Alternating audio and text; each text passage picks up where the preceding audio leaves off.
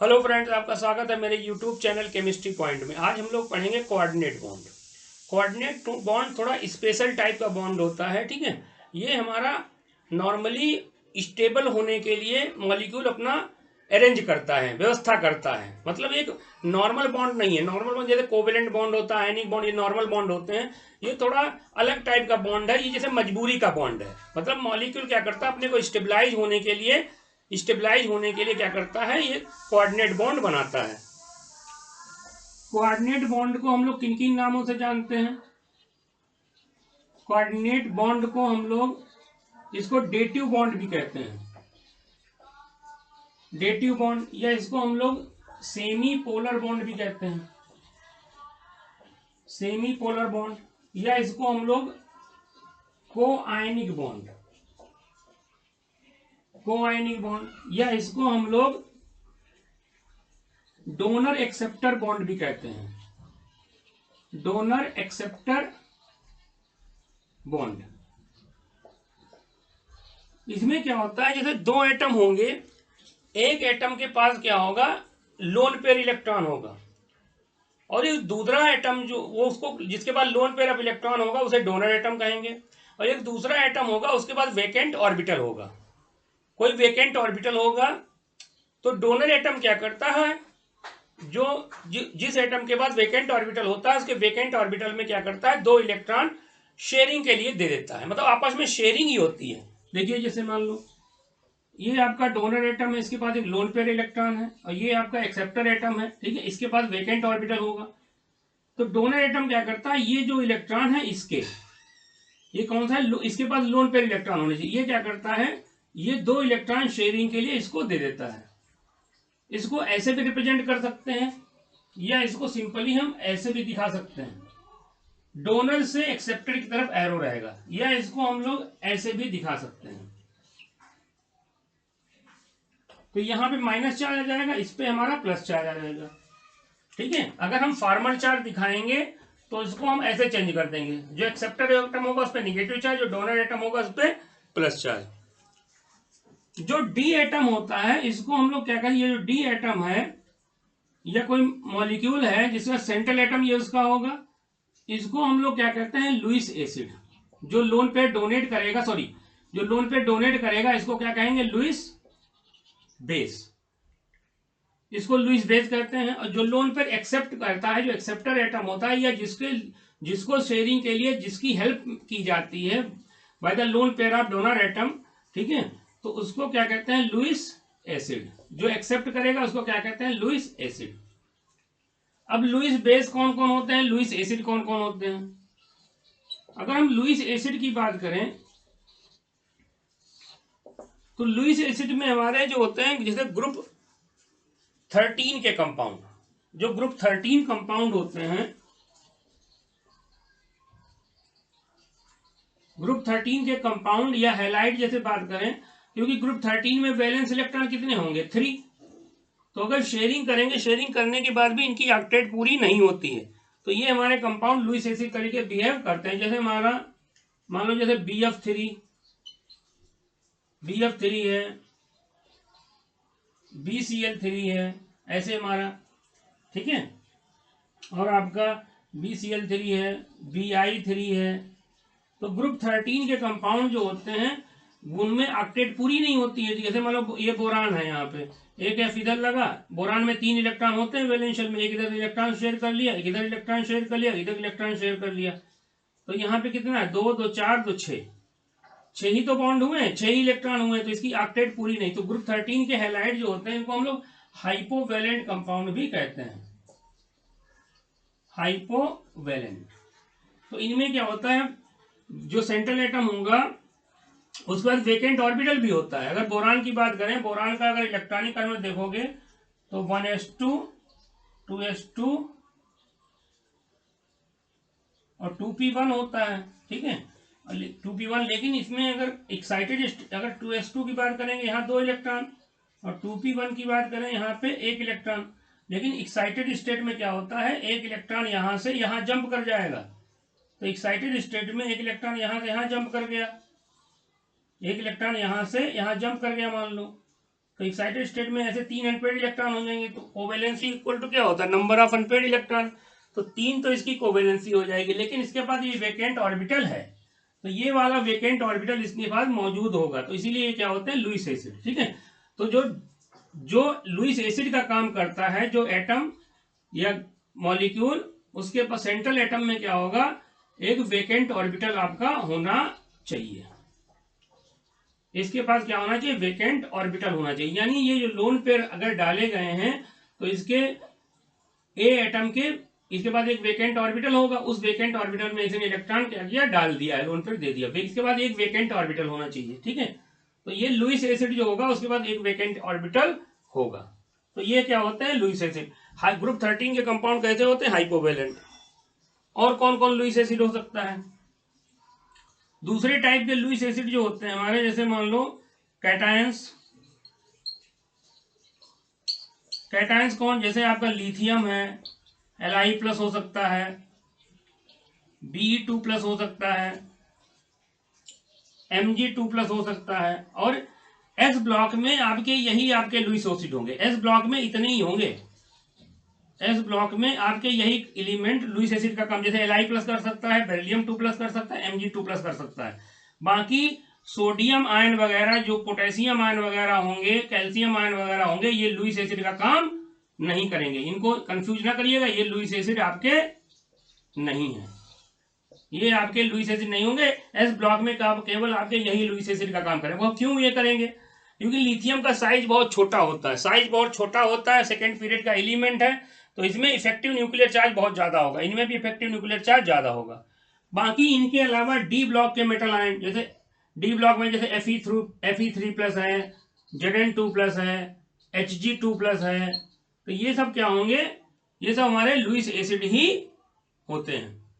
ये सब Lewis acid, D block के मेटल आयन लुईस एसिड का काम कर सकते हैं। जैसे Fe2+ है, जितने भी कोऑर्डिनेशन कंपाउंड आप जानते हैं उसमें सारे कोऑर्डिनेट बॉन्ड ही बनते हैं। ठीक है, तो सारे कोऑर्डिनेट बॉन्ड बनते हैं, वहां पे मेटल एटम जो होता है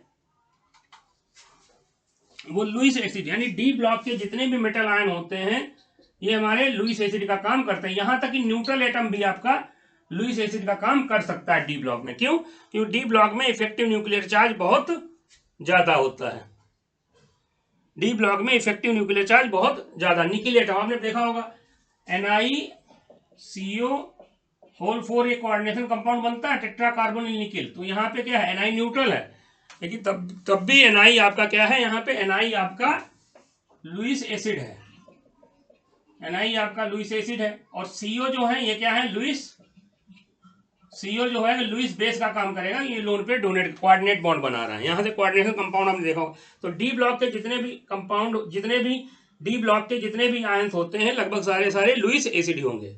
एक चीज और देख लो, जैसे अगर हम बात करें Fe2+ और Fe3+, इनमें कौन अच्छा लुईस एसिड होगा, तो Fe3+ अच्छा लुईस एसिड होगा, क्योंकि चार्ज बढ़ेगा तो लुईस एसिड की स्ट्रेंथ भी बढ़ती चली जाएगी। अगर हम लोग डी ब्लॉक में नीचे आए, डी ब्लॉक में अगर नीचे आओगे तो अगर आपसे पूछ दिया जाए, जैसे मान लो Zn2+, Hg2+, sorry Zinc2+, Cd2+ और आपका Hg2+, तो लुईस एसिड की स्ट्रेंथ क्या होगा, डी ब्लॉक में नीचे बढ़ेगी।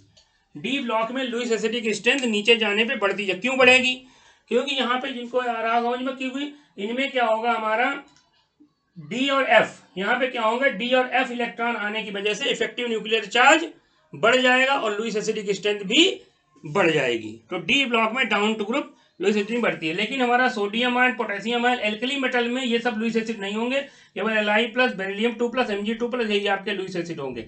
जबकि डी ब्लॉक के मेटल आयन भी लुईस एसिड का काम कर सकते हैं। और देख लो कौन लुईस एसिड होंगे, तो ये हो जाएंगे।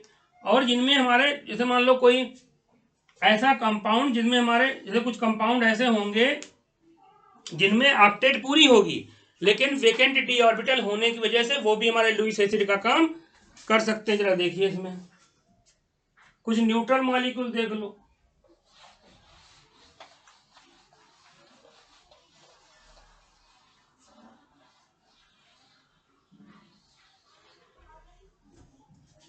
जैसे आपका BeCl2 ये भी हमारा BeF2 है, ये भी लुईस एसिड हो सकता है।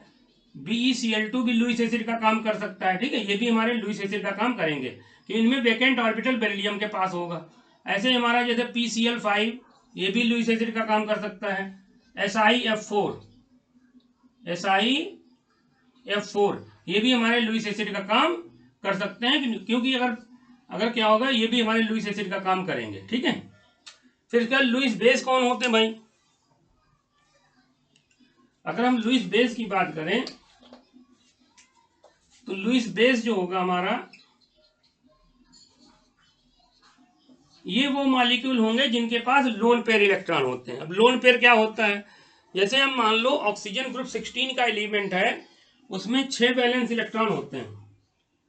तो ऑक्सीजन तो क्या करें, एक बॉन्ड हाइड्रोजन के साथ इधर शेयर कर लेगा ऑक्सीजन इलेक्ट्रॉन, एक इधर हाइड्रोजन के साथ शेयर कर लेगा, 4 इलेक्ट्रॉन बचेंगे, ठीक है। तो वो इलेक्ट्रॉन हमेशा पेयर में रहते हैं, तो ये क्या है, ये लोन पेयर कहलाते हैं। क्या कहते हैं? Lone pair.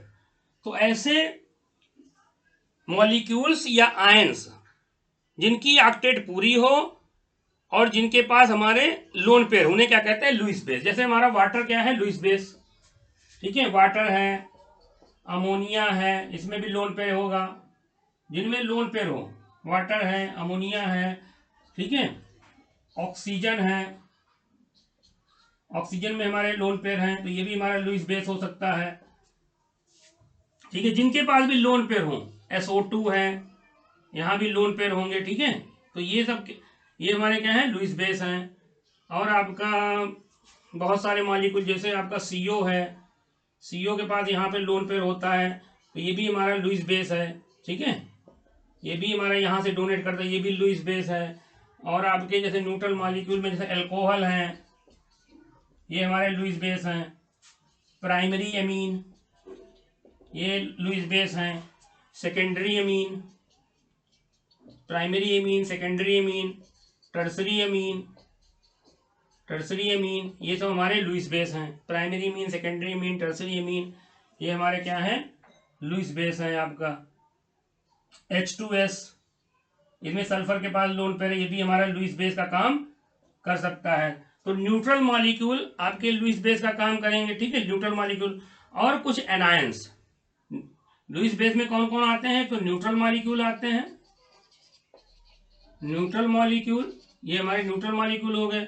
और कुछ आपके एनायंस, एनायंस मतलब जिसमें एनायंस कौन? जैसे मान लो हमारा NH2 माइनस है, ठीक है, NH2 minus, OH minus, RO minus, ठीक है,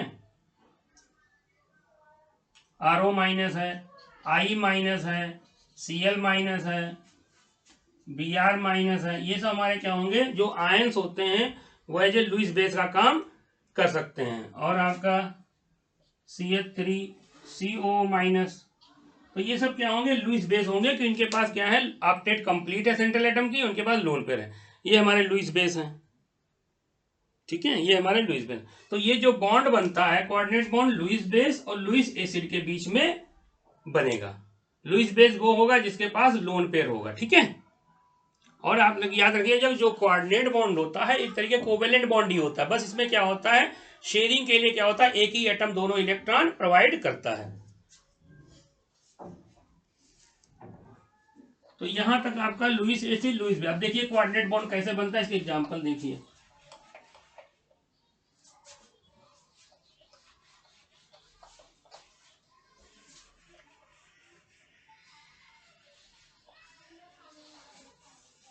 देखिए, जैसे सबसे बढ़िया एग्जांपल हमने देखा होगा H3N, ये अमोनिया है। अमोनिया में 5 वैलेंस इलेक्ट्रॉन होते हैं बेटा, ठीक है, 5 वैलेंस इलेक्ट्रॉन होते हैं। तो 5 में क्या, एक इधर हाइड्रोजन के साथ शेयर कर लिया, इधर शेयर कर लिया, इधर शेयर कर लिया, एक लोन पेयर बच जाएगा। तो ये लोन पेयर यहाँ रख दिया इसके पास, तो इसके पास एक लोन पेयर रखा है। अब मान लो हाइड्रोजन की बात करें, H+ आयन। अब जानते हो हाइड्रोजन का इलेक्ट्रॉनिक कॉन्फिगरेशन 1s1 होता है, 1s1 होता है। तो इससे जब एक इलेक्ट्रॉन निकाल दोगे, H+ बनेगा, तो इसके पास 1s हो जाएगा, यानी ये हमारा वेकेंट ऑर्बिटल है, तो इसके पास एक वेकेंट ऑर्बिटल होगा। तो ये अमोनिया क्या करेगा? ये लुईस बेस का काम करेगा, ये लुईस एसिड का काम करेगा। ये लुईस बेस, लुईस एसिड, तो ये क्या करेगा, ये इलेक्ट्रॉन इसको शेयर कर देगा, शेयर कर देगा, ठीक है।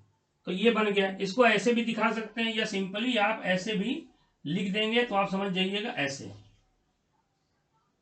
ऐसे लिख देंगे, ठीक है, ऐसे लिख सकते हैं। और यहाँ पे हमारा प्लस चार्ज ऐसे लिख सकते हैं, या अभी मैंने बताया था इसको ऐसे लिख सकते हैं, डी ए पे माइनस, जिसपे डोनर पे माइनस, एक्सेप्टर पे प्लस, तो इसको हम लोग ऐसे भी लिख सकते हैं, H3N ऐसे H, ठीक है। अब यहाँ पे एक्सेप्टर पे प्लस, पहले से प्लस था, एक माइनस आया, न्यूट्रलाइज हो जाएगा, तो यहाँ पे प्लस चार्ज आ जाएगा, तो ऐसे भी लिख सकते हैं, ठीक है। तो इसको ऐसे भी लिखेंगे, तो नाइट्रोजन कितने बॉन्ड बना रहा है, 4, नाइट्रोजन आपका 4 बॉन्ड बना रहा है, तो इस पे कितना चार्ज आ जाएगा, प्लस का चार्ज आ जाएगा, तो ये हमारा कोऑर्डिनेट बॉन्ड बन गया, ठीक है। तो यहाँ पे क्या है, एक 4 बॉन्ड, नाइट्रोजन की नॉर्मल कोवेलेंसी कितनी होती है, 3, अगर जरूरत से 3 नॉर्मल कोवेलेंसी से ज्यादा बॉन्ड बनाएगा समझ लो कोऑर्डिनेट बॉन्ड है, ऐसे भी एक्सप्लेन कर सकते हैं। तो लुईस एसिड और लुईस के बेस, ऐसे देखो, जैसे वाटर H2O, यहाँ 2 लोन पेयर हैं, तो ये हमारा H प्लस आन आया, तो ये क्या करेगा, इसको शेयरिंग के लिए इलेक्ट्रॉन दे देगा, तो ये क्या है, कोऑर्डिनेट बॉन्ड या डोनर डोनर एक्सेप्टर बॉन्ड। इसको हम लोग ऐसे भी लिख सकते हैं, इसको ऐसे भी लिख सकते हैं, या इसको हम लोग डोनर पे प्लस चार्ज, डोनर पे प्लस चार्ज, एक्सेप्टर पे माइनस चार्ज, एक्सेप्टर में पहले से प्लस था, प्लस माइनस न्यूट्रलाइज करें तो ऐसे लिखेंगे, तो इसी को हम लोग ऐसे हम लोग HOO ऐसे कहीं H लिख देंगे, तो यहाँ पे प्लस चार्ज दिखा देंगे ऐसे। और देखो जैसे ओजोन की बात करें, देखो ओजोन ऑक्सीजन डबल बॉन्ड, और इसके बाद देखो 2 लोन पेयर होंगे, तो ये हमारा क्या है, यहाँ पे देखो ऑक्सीजन एटम, इसको इलेक्ट्रॉन ये दे देगा ऐसे, तो ये कोऑर्डिनेट बॉन्ड बन गया। तो ये ऑक्सीजन एटम क्या है, लुईस एसिड का काम कर रहा है, यहाँ देखो ऑक्सीजन एटम लुईस एसिड का काम कर रहा है, और वो जो ऑक्सीजन मॉलिक्यूल क्या किसका काम कर रहा है, ये लुईस बेस का काम कर रहा है। तो ऑक्सीजन एटम लुईस एसिड, ये लुईस बेस, इसको हम लोग ऐसे भी दिखा सकते हैं, O डबल बॉन्ड, और यहाँ पे माइनस, इस पे प्लस, ऐसे भी लिख सकते। डोनर पे यहाँ न्यूट्रल था, डोनर पे माइनस चार्ज, एक्सेप्टर पे, डोनर पे प्लस चार्ज, एक्सेप्टर पे माइनस चार्ज, ऐसे लिख सकते हैं।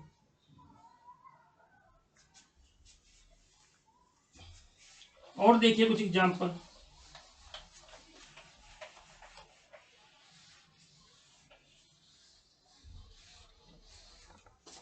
और देखो जैसे मान लो SO2, SO2 में क्या है, सल्फर में वैलेंस शेल में 6 इलेक्ट्रॉन होते हैं, एक 10 शेयर कर लेगा, एक लोन पेयर बच जाएगा, ठीक है। एक ये क्या करेगा, ऑक्टेट अपनी पूरी करने के लिए एक लोन पेयर किसको दे देगा, ऑक्सीजन को, कोऑर्डिनेट बॉन्ड बना लेगा, ठीक है। तो ये SO2, ये हमारा कोऑर्डिनेट, एक लोन पेयर क्या बच जाएगा, ठीक है, ये कोऑर्डिनेट बॉन्ड बन गया। इसको हम लोग ऐसे भी दिखा सकते हैं, S डबल बॉन्ड O, यहाँ डोनर पे एक्सेप्टर पे माइनस चार्ज, डोनर पे प्लस चार्ज, एक लोन पेयर। ऐसे ही SO3 का देखो, सल्फर की वैलेंस शेल में 6 इलेक्ट्रॉन होते हैं, ठीक है, तो 6 इलेक्ट्रॉन होते हैं, तो क्या करेगा, ये देखो एक तो डबल बॉन्ड ये बना लेगा, ठीक है, एक इधर ऑक्सीजन को दे देगा कोऑर्डिनेट बॉन्ड, एक इधर ऑक्सीजन को दे देगा कोऑर्डिनेट बॉन्ड, जिससे ऑक्टेट पूरी हो जाए, ठीक है, जिससे ऑक्टेट इसकी पूरी हो जाए। जब कोऑर्डिनेट बॉन्ड में हम लोग फॉर्मल चार्ज की बात नहीं करेंगे, अगर कोऑर्डिनेट बॉन्ड होगा तो वहां फॉर्मल चार्ज की बात नहीं करेंगे, जब फॉर्मल चार्ज की बात नहीं करेंगे। अगर कोऑर्डिनेट बॉन्ड हटा देंगे, कोऑर्डिनेट को उसमें आए सेमी पोलर में चेंज कर देंगे, कोआयनिक में चेंज कर, तब आपका उसमें फॉर्मल चार्ज की बात करेंगे, ठीक है। यहाँ तो फॉर्मल चार्ज है नहीं कुछ, जब फॉर्मल चार्ज निकाला जाता है प्योर कोवेलेंट बॉन्ड में निकाला जाता है, ठीक है। तो यहाँ पे क्या होगा, इसको हम ऐसे भी लिख सकते हैं, यहाँ पे एक्सेप्टर पे माइनस, डोनर पे प्लस, एक्सेप्टर पे माइनस, डोनर पे प्लस, तो यहाँ पे फॉर्मल चार्ज कितना आएगा, +2 हो जाएगा, और यहाँ पे 2 माइनस चार्ज, तो इसको ऐसे भी शो कर सकते हैं हम लोग, ठीक है। और एक चीज और होता है इसमें, अगर ऑक्सीजन सल्फर थर्ड पीरियड का एलिमेंट है, तो इस तरीके से डबल बॉन्ड भी ये बना सकता है, 6 के 6 बॉन्ड बना सकता है, ठीक है। क्योंकि आपने पढ़ा होगा maximum covalency, maximum covalency sulphur group 16 का एलिमेंट है और थर्ड पीरियड का है, थर्ड पीरियड है तो 3d ऑर्बिटल वैकेंट होगा, तो ये मैक्सिमम कोवेलेंट 6 बॉन्ड बना सकता है, ठीक है। और देखिए एग्जांपल, और देख लो, जैसे आपका H3N और ये हमारा BF3। अब BF3 में क्या है, यहाँ पे एक लोन पेयर होगा, BF3 के पास क्या होगा, वेकेंट 2p ऑर्बिटल होगा। तो ये क्या करेगा, इसके वेकेंट ऑर्बिटल में इलेक्ट्रॉन ये दे देगा वाया कोऑर्डिनेट बॉन्ड। तो इसमें क्या होता है, H3N और नाइट्रोजन क्या किया, ये इसके साथ BF3 के साथ बॉन्ड बना दिया। ठीक है, इसको ऐसे भी लिख सकते हैं, या मैंने बताया इसको आप ऐसे भी लिख सकते हैं, डोनर पे प्लस चार्ज, एक्सेप्टर पे माइनस चार्ज। अब हुआ क्या है, देखो पहले यहां पे अमोनिया में नाइट्रोजन पे हाइड्रोजन कौन सा था, sp3। लेकिन अब क्या हुआ, इस पे अब देखो 4 बॉन्ड हो गए, तो इस पे हाइड्रोजन sp3 ही रहेगा। लेकिन यहाँ पे क्या हुआ है, 3 कोवेलेंट बॉन्ड, एक ये, तो इस पे हमारा पहले हाइड्रोजन sp2 था before formation of coordinate bond.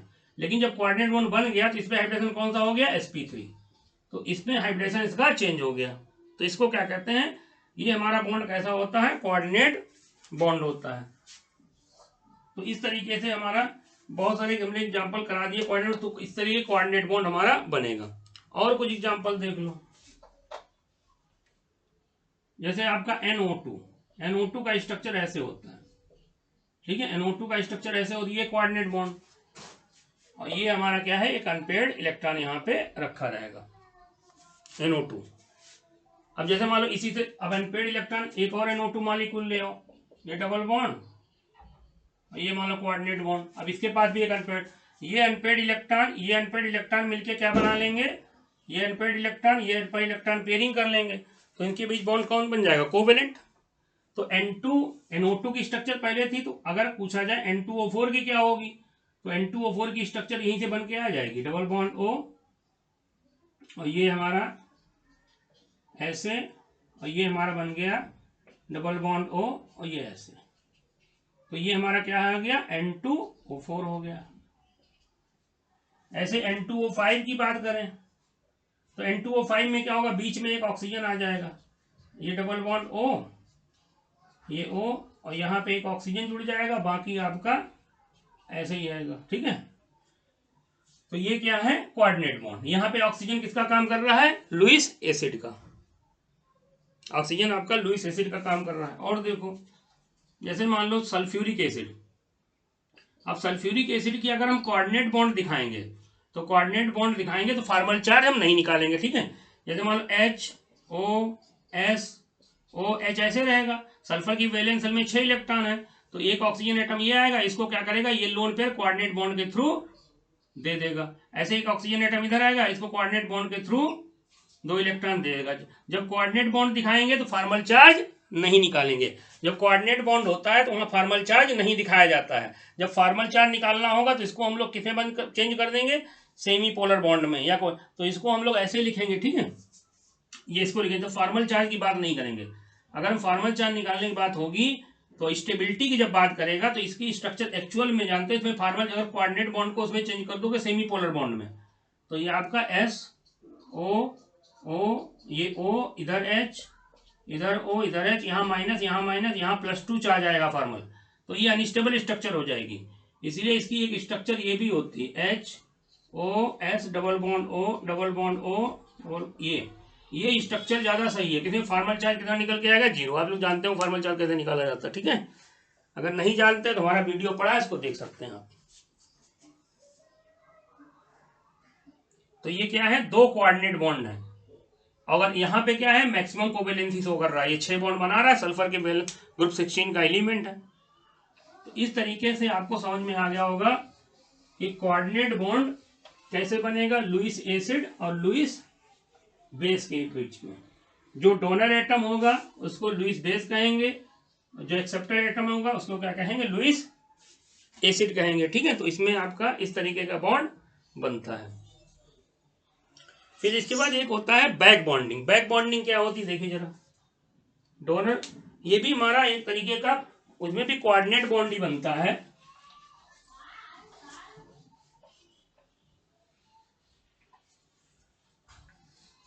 Back bonding,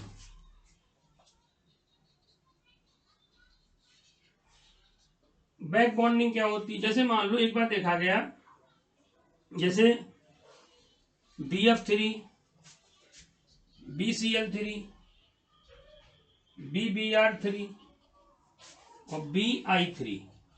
इनकी अगर लुईस एसिडिक स्ट्रेंथ निकाली जाए, लुईस एसिड स्ट्रेंथ, तो होना क्या चाहिए, आपने पढ़ा होगा कि फ्लोरीन की इलेक्ट्रोनेगेटिविटी ज़्यादा होती है, तो फ्लोरीन इलेक्ट्रॉन ज़्यादा खींच लेगा अपनी तरफ, ठीक है। तो बोरान ज़्यादा इलेक्ट्रॉन डेफिशिएंट यहाँ होना चाहिए, इसकी लुईस एसिड की स्ट्रेंथ ज़्यादा होनी चाहिए। लेकिन देखा क्या गया, लुईस एसिड की स्ट्रेंथ ये पाई गई। तो ऐसा क्यों हुआ, ये करेक्ट लुईस एसिड की स्ट्रेंथ ये है। अब लुईस एसिड की स्ट्रेंथ ये क्यों पाई गई, तो इसको एक्सप्लेन करने के लिए क्या आया, बैक बॉन्डिंग। अब बैक बॉन्डिंग क्या होती है, जैसे आपका ये बोरान है, यहाँ फ्लोरीन है, ये फ्लोरीन है, ये फ्लोरीन है, फ्लोरीन ग्रुप 17 का एलिमेंट है, एक इलेक्ट्रॉन यहाँ शेयर कर लिया, तो इसके बाद 3 लोन पेयर यहाँ रखे हैं, 3 लोन पेयर है। और यहाँ पे क्या है, जो बोरान सेकेंड पीरियड का एलिमेंट, इसकी वैलेंस शेल में 3 इलेक्ट्रॉन होते हैं, इसके पास एक क्या होगा, वेकेंट p ऑर्बिटल होगा 2p। और इसका लोन पेयर किसमें रखा, इसका लोन पेयर हमारा 2p ऑर्बिटल, कोई एक लोन पेयर ले लो, तो एक लोन पेयर इसका 2p ऑर्बिटल में है। तो यहाँ पे क्या होता है, जो बैक बॉन्डिंग होती है, यहाँ पे क्या होती है, बैक बॉन्डिंग हो जाती है। ये इलेक्ट्रॉन क्या करता है, ये वाला एटम लोन पेयर क्या करता है, इसको बॉन्डिंग के लिए इसको दे देता है, ये लोन पेयर बॉन्डिंग के लिए यहाँ पे इसमें चले जाते हैं, एक लोन पेयर इसको दे देता है। इस वजह से क्या होता है, यहाँ पे बैक बॉन्डिंग हो जाती है, और बैक बॉन्डिंग होने की वजह से इसकी इलेक्ट्रॉन डिफिशियंसी में कुछ कमी हो जाती है, लेकिन रहेगा तब भी लुईस एसिड। BF3 ऐसा नहीं है लुईस एसिड नहीं रहेगा, रहेगा लुईस एसिड, लेकिन हाँ कुछ इलेक्ट्रॉन डेंसिटी की भूख इसकी खत्म हो जाती है, इलेक्ट्रॉन डेंसिटी, इलेक्ट्रॉन लेने की भूख खत्म हो जाती है। पहले ये कैसा था, ये आपका इलेक्ट्रॉन डिफिशियंट मालिक्यूल, लेकिन बैक बॉन्डिंग से कुछ हद तक यहाँ इलेक्ट्रॉन डेंसिटी पूरी हो जाएगी। अब एक्चुअली होता है क्या, बैक बॉन्डिंग जो होती है सिमिलर साइज के ऑर्बिटल में बढ़िया होती है, सिमिलर साइज के ऑर्बिटल में बैक बॉन्डिंग बढ़िया होती है। यहाँ पे क्या है, अगर BCl3 की बात करें हम, BCl3 की बात करें, तो BCl3 में यहां तो 2p ऑर्बिटल है बोरान में, लेकिन यहाँ पे क्या है, हमारा 3p ऑर्बिटल है, क्योंकि क्लोरीन हमारा थर्ड पीरियड का एलिमेंट है, और 3p ऑर्बिटल का साइज बड़ा होता है, तो इसमें यार अच्छी ओवरलैपिंग नहीं हो पाती। इसके बाद लोन पेयर तो है, लोन पेयर है 3 इसके, लेकिन साइज बराबरी में दोस्ती बढ़िया होती है ना, तो ये इतनी अच्छी ओवरलैपिंग हो नहीं पाती है, बैक बॉन्डिंग उतनी अच्छी नहीं हो पाती है। तो बैक बॉन्डिंग अच्छी नहीं होने की वजह से इसमें इसकी उतनी अच्छी भूख मिटती नहीं, बोरान की इलेक्ट्रॉन डेंसिटी पाने की भूख मिटती नहीं है।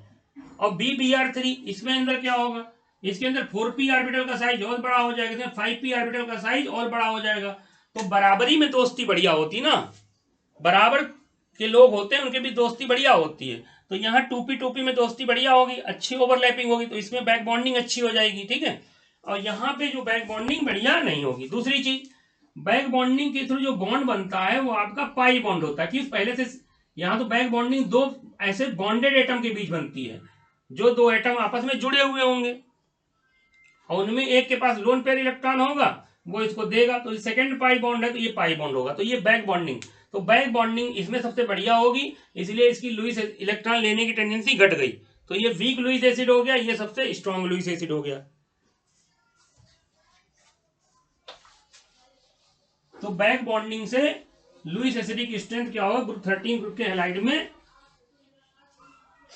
बोरान के हैलाइड में लुईस एसिडिक स्ट्रेंथ Bi3 की ज्यादा होगी, BF3 की सबसे कम होगी। और देख लो, जैसे BeF2, BeCl2, इसमें भी बैक, और BeI2 वगैरह में देखें तो इसमें भी लुईस एसिडिक की स्ट्रेंथ यही ज्यादा, रीजन वही सेम है, रीजन वही सेम है, क्योंकि बोरान बेरिलियम सेकंड पीरियड का एलिमेंट है, उसके 2p ऑर्बिटल होगा, और फ्लोरीन हमारा सेकंड पीरियड में 2p बढ़िया बैक बॉन्डिंग होगी। तो बैक बॉन्डिंग के लिए जनरली हमारा याद रखिए 2p ऑर्बिटल के बीच बढ़िया होती है। 2 केस होते हैं बैक बॉन्डिंग के, जहां ज्यादा बैक बॉन्डिंग ऑपरेट होती है, जिसमें स्ट्रॉन्ग बॉन्ड बनता, 2p पाई मतलब बैक बॉन्डिंग से पाई बॉन्ड बनता ना, ये 2p पाई, और हमारा 2p पाई और 3d पाई, ये 2 केस मिलते हैं बैक बॉन्डिंग के, ठीक है, जिसमें 2p पाई बॉन्ड ये स्ट्रॉन्गर होता है, और ये हमारे इन दोनों में इनसे थोड़ा वीक होगा। बाकी के ऑर्बिटल में बैक बॉन्डिंग अच्छी नहीं होती है, क्योंकि डिसिमिलर साइज की वजह से। तो याद रखना बॉन्ड स्ट्रेंथ का ऑर्डर याद रखो, 2p पाई की ज्यादा होगी देन 2p पाई 3d पाई, और उससे वीक होगा हमारा 2p पाई 3p पाई, ठीक है, और उससे वीक होता हमारा 3p पाई और 3p पाई। लेकिन बैक बॉन्डिंग जनरली ये दो केस में ही मिलती है।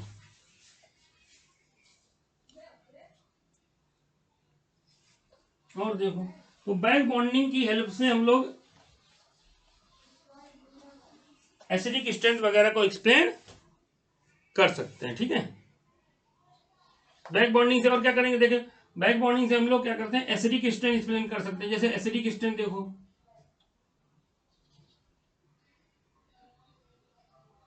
एसिडिक स्ट्रेंथ जैसे अगर पूछ दिया जाए, जैसे आपसे पूछ दिया जाए CH3OH और आपका SI कार्बन के सेकेंड 14 ग्रुप का एलिमेंट के नीचे SI पड़ता है, SiH3, या आप इसको लिखो H3SiOH।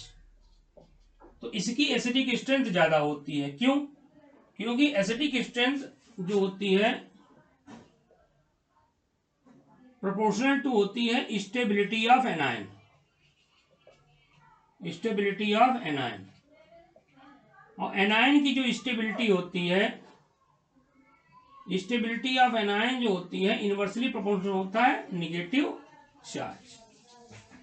चार्ज जितना कम होगा एसिडिक स्ट्रेंथ उतनी ही ज्यादा होगी। अब अगर मान लो इसकी बात करें तो ये अगर मान लो इलेक्ट्रॉन देगा तो इलेक्ट्रॉन देके क्या बनाएगा, ये O माइनस बनाएगा। तो इसके पास वेकेंट ऑर्बिटल है नहीं, तो यहाँ बैक बॉन्डिंग नहीं हो पाएगी। लेकिन इसके बाद अगर ये इलेक्ट्रॉन लूज करेगा और H3Si O माइनस बनाएगा, तो ये हमारा किस पीरियड का है, थर्ड पीरियड का एलिमेंट है। इसमें हमारा वेकेंट D ऑर्बिटल होगा। तो इसमें क्या होगा, बैक बॉन्डिंग होने की वजह से ये चार्ज इसके साथ शेयर हो जाएगा। तो ये स्टेबल एनायन फॉर्म हो रहा है, इसलिए इसकी एसिडिक स्ट्रेंथ ज्यादा होगी, एसिडिक स्ट्रेंथ ज्यादा हो जाएगी।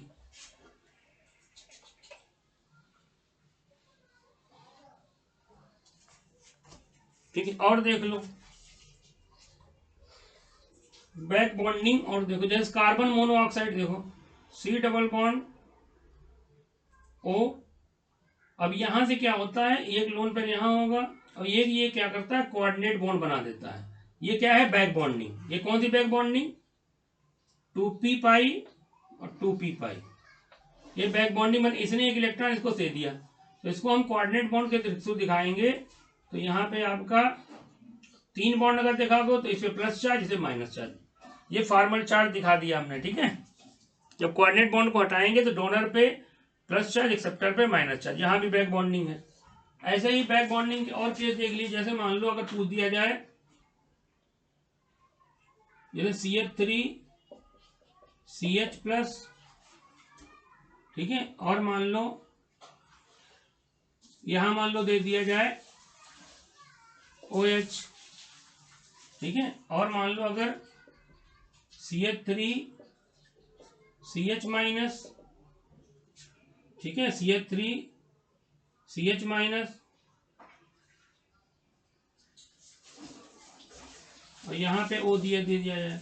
अब पूछे कौन स्ट्रॉन्ग एसिड है, कौन स्ट्रॉन्ग एसिड है। अब एसिडिक स्ट्रेंथ प्रोपोर्शनल होती है स्टेबिलिटी ऑफ एनायन। तो अगर ये H प्लस आयन अगर रिलीज करेगा मेरे लाल, तो CH3 CH प्लस ये O माइनस बनाएगा, H प्लस आयन रिलीज कर देगा। और ये अगर मान लो H प्लस आयन रिलीज करेगा तो CH3 CH माइनस और ये O माइनस बनाएगा। तो इसके बाद देखो यहाँ पे ये कार्बोकैटायन है, इस कार्बन के बाद वेकेंट ऑर्बिटल है, तो यहाँ पे क्या है, निगेटिव चार्ज है, लोन पेयर है। तो इसके साथ ये 2p ऑर्बिटल में लोन पेयर होगा, ये इसके साथ बैक बॉन्डिंग कर देगा, बैक बॉन्डिंग कर देगा। तो बैक बॉन्डिंग करने की वजह से इसकी एनायन का निगेटिव चार्ज के साथ शेयर हो जाएगा, इसकी स्टेबिलिटी बढ़ जाएगी। जबकि यहाँ पे क्या है, यहाँ पे वेकेंट ऑर्बिटल नहीं है, 2 2 4 2 6 2 8 इलेक्ट्रॉन का लोन पेयर में रिपल्सन लगेगा, रिपल्सन से इसकी स्टेबिलिटी कम है। तो स्टेबिलिटी कम होने की वजह से ये H+ आयन इजीली नहीं देगा, ये बनेगा ही नहीं। तो ये एसिडिक स्ट्रेंथ क्या है, इसकी एसिडिक स्ट्रेंथ ज्यादा होगी देन दिस। तो इस तरीके से आप एसिडिक स्ट्रेंथ बता सकते हैं on the basis of back bonding.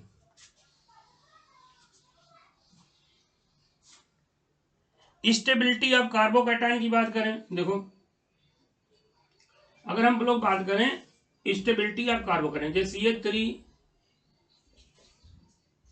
CH+ NH2 CH3 CH+ OH, ठीक है, और CH3 CH+, और यहां पे हम F लगा दे मान लो। अब होता क्या है, ये नाइट्रोजन है, ये ऑक्सीजन है यहां। तो अगर बैक बॉन्डिंग की बात करें तो बैक बॉन्डिंग किसमें बढ़िया, देखो इसकी नाइट्रोजन की इलेक्ट्रोनेगेटिविटी कम है, तो नाइट्रोजन की इलेक्ट्रोनेगेटिविटी कम होने की वजह से, और दूसरा चीज है सेकेंड पीरियड का एलिमेंट है। और अगर साइज की बात करोगे, कार्बन के बाद कार्बन से छोटा साइज किसका होता है, नाइट्रोजन का, नाइट्रोजन छोटा साइज होता है हमारा ऑक्सीजन का, ऑक्सीजन छोटा साइज होता है फ्लोरीन का। तो अगर मान लो साइज का डिफरेंस इसमें कम है तो बैक बॉन्डिंग यानी बराबरी में बढ़िया होगी, तो इनमें बढ़िया बैक बॉन्डिंग हो जाएगी। इसमें ऑक्सीजन का डिफरेंस ज्यादा है साइज का, तो उसमें अच्छी बैक बॉन्डिंग नहीं हो पाएगी, इसमें और डिफरेंस है, इसमें बढ़िया बैक बॉन्डिंग नहीं हो पाएगी। इसके बाद क्या होगा, वेकेंट ऑर्बिटल होगा। तो वेकेंट ऑर्बिटल होने की वजह से सबसे बढ़िया, और इसमें नाइट्रोजन की इलेक्ट्रोनेगेटिविटी बेटा सबसे कम है, उसके बाद ऑक्सीजन, उसके बाद फ्लोरीन। तो इलेक्ट्रॉन लूज करने की टेंडेंसी इसकी नाइट्रोजन ज्यादा होगी, ऐसे भी कर सकते हो। तो यहां आपकी बैक बॉन्डिंग बढ़िया हो जाएगी। ये 2p साइज सिमिलर साइज है। तो स्टेबिलिटी आप अगर कार्बोकैटायन देखोगे तो इसकी कार्बोकैटायन की स्टेबिलिटी ज्यादा है। तो बैक बॉन्डिंग से कार्बोकैटायन की स्टेबिलिटी एक्सप्लेन कर सकते हो। कार्बन आयन जैसे मान लो बनते हैं, उनकी स्टेबिलिटी एक्सप्लेन कर सकते हो। जैसे मान लो ये CH2 माइनस,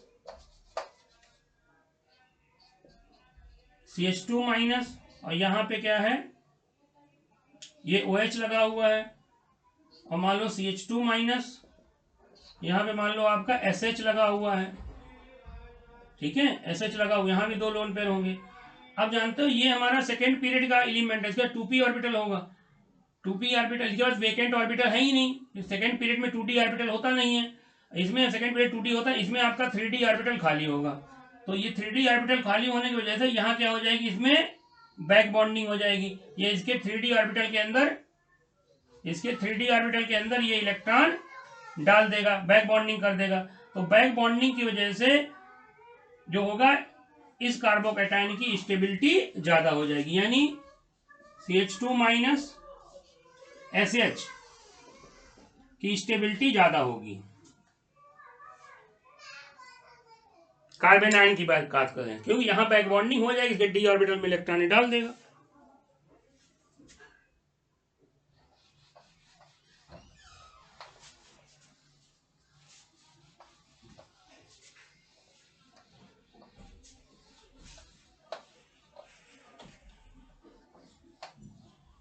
और देखो बैक बॉन्डिंग जैसे कहां कहां होती है, जैसे कुछ और एग्जांपल, जैसे आपका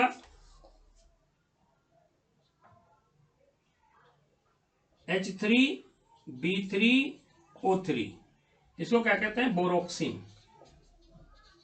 बोरोक्सिन में देखोगे अगर बी, तो अल्टरनेट BO B ऐसे लगा लो,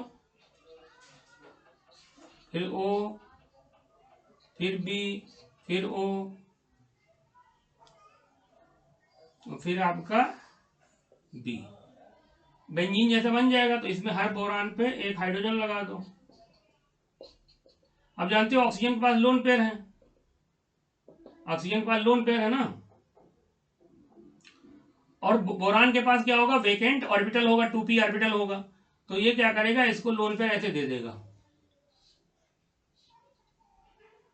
इस तरीके से ये बैक बॉन्डिंग हो जाएगी। इसको क्या कहते हैं, बोरोक्सिन। ऐसे एक और होता है इनऑर्गेनिक बेंजीन, जैसे इनऑर्गेनिक बेंजीन कौन होता है, P3N3H6। इसमें क्या होता है भाई, इसको कहते हैं इनऑर्गेनिक बेंजीन। इसमें भी वही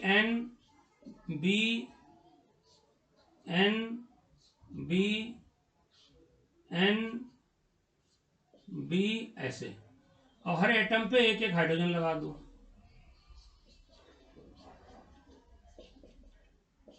इसमें वही नाइट्रोजन के पास लोन पेयर होगा, यहाँ नाइट्रोजन के पास लोन पेयर होगा, ये नाइट्रोजन के पास लोन पेयर होगा, तो ये इसको बैक बॉन्डिंग कर देगा, तो ये इसको करेगा और ये इसको करेगा, तो ये इसको कहते हैं इनऑर्गेनिक बेंजीन। इसमें भी हमारी बैक बॉन्डिंग हो जाती है। तो बैक बॉन्डिंग से हम लोग क्या कर सकते हैं, एसिडिक एक्सप्लेन कर सकते हैं। फिर अगर आपसे पूछ दिया जाए कोई ऐसा कंपाउंड बताओ जिसके अंदर आयनिक, कोवेलेंट, कोऑर्डिनेट बॉन्ड हो तीनों, तो इसका एग्जांपल जैसे मान लो NH4Cl है, इसमें तीनों बॉन्ड है, आयनिक भी है, कोवेलेंट भी है और कोऑर्डिनेट भी है, तीनों बॉन्ड पाए जाते। कैसे देखो, अगर इसको तोड़ेंगे तो ये NH4+ और Cl- में आयनिक हो गया, इनके बीच कौन सा बॉन्ड है, आयनिक है। अगर और NH4 को देखोगे तो N इधर H, इधर H, इधर H, इधर H, इसमें नाइट्रोजन में प्लस चार्ज है, तो एक हमारा अगर यहाँ पे क्या होगा, एक हमारा कोऑर्डिनेट बॉन्ड भी होगा। इसको हम लोग सेमी पोलर बॉन्ड और डेट बॉन्ड भी कह सकते हैं, इसको ऐसे भी दिखा सकते हैं, यहाँ पे H ऐसे और इस पे यहाँ पे प्लस चार्ज, तो इसमें कोऑर्डिनेट बॉन्ड है। ऐसे हमारा कॉपर सल्फेट के अंदर क्या होंगे, कोऑर्डिनेट, कोवेलेंट, आपके सारे बॉन्ड हो जाएंगे सल्फर के अंदर। आप जानते हैं इसकी स्ट्रक्चर निकालोगे तो Cu2+ और SO4 में जानते हो ऐसे होगा, SO4 में ऐसे O और यहाँ O-, यहाँ O-, तो इसमें कोवेलेंट बॉन्ड भी है, कोऑर्डिनेट बॉन्ड भी है और आयनिक बॉन्ड भी है। तो ऐसे कंपाउंड, ऐसे मान लो K4FeCN6, इसमें भी तीनों बॉन्ड है, आयनिक, कोवेलेंट और कोऑर्डिनेट। तो जैसा करता हूँ, आपको ये वीडियो समझ में आया, अगर आप पसंद आए तो हमारे चैनल को लाइक करें, सब्सक्राइब करें। बहुत बहुत धन्यवाद आपका। Thanks for watching.